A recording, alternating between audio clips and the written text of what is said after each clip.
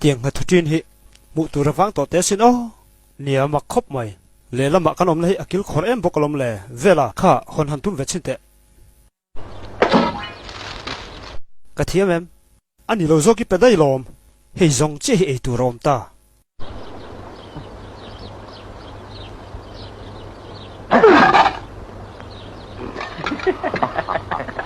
ka te mai ni kha ha ha ha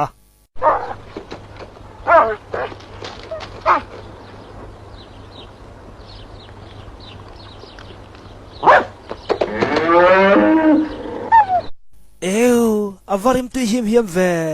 engrim nge ni avatui ve e leng hate ni ka ti gi ai jo te pola tam mai khoi mo kalo in ve kan pumpui lian hlom si tui kan pol bel lenge khonge thlir vela in ngai thamai mai teng olympic thlir tu tan thulom om deuh mai chu he zona chang de ke chuan loman thatok tak andong theyang chu chei hi ni tunge 100 meter race a hian pakhat na niang ti hi ni achang dik chuan loman adong tha triep viawang I chana chu arang theng berin ron thonang che I hunain chane ina kang thelang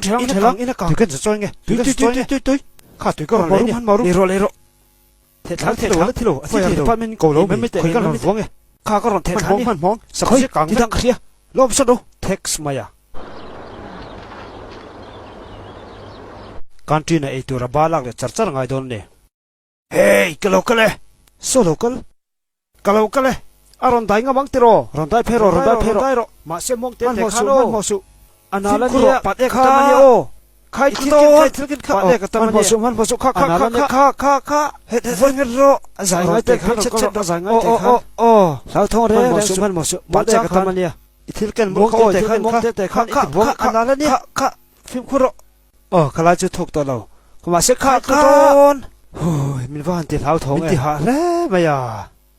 khoi Tiru man hoin vai ngal charang ril tram to ro puisi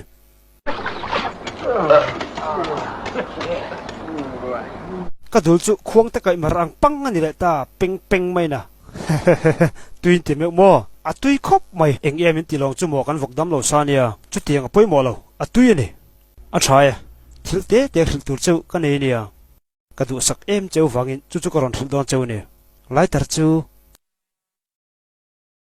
Inglolia ka fapa tu khoma bolte na fuwa na thok thailo na thal der maya na tho tur la chu tamro puisia kamang ang chon zo khathan dar hena kalma eng katia in chan pui koron gen top mai choni ma se thon wang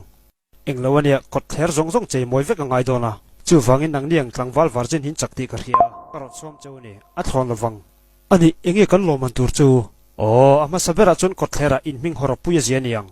awa ho om te ve taktakana olympic a hian telna hun ka siam sak don chawani yeu chu zet chu lai hria pol zar mai kati khanga kan ngam me wang mo a thain ditlang mo kan rem ti ani chon ngai tharo in duang angin chei moi ula ma se pa pa lem chu tel lo tur enga tinge pa pa chu han se fia mai chi pon lo na